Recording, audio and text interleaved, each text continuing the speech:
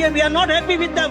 દૂધ, પાણી, ખાવાનું, લાઇટ કશી બી વ્યવસ્થા લોકોએ આપી નથી અને અમે આ વખતે સંપૂર્ણપણે ઇલેક્શનનો બહિષ્કાર કરીશું.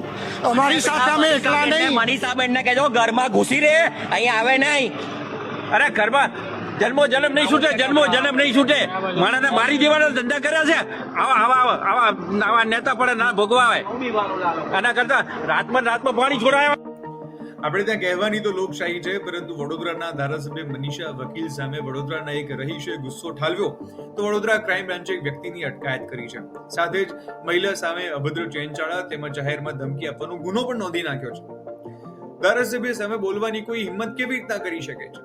આ તો મહામહિમ છે, એ ધારે કરી શકે છે. ભલે આખું વડોદરા પૂરમાં ડૂબી છે, એમને શું ફરક પડે છે?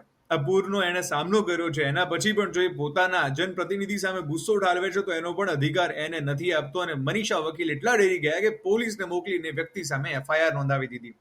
તમે પણ ધ્યાન રાખજો કે તમે જેને વોટ આપ્યા છે એની સામે બોલવાની હિંમત ન કરતા, નહીંતર આવતી FIR તમારી સામે પણ નોંધાવી શકાય છે.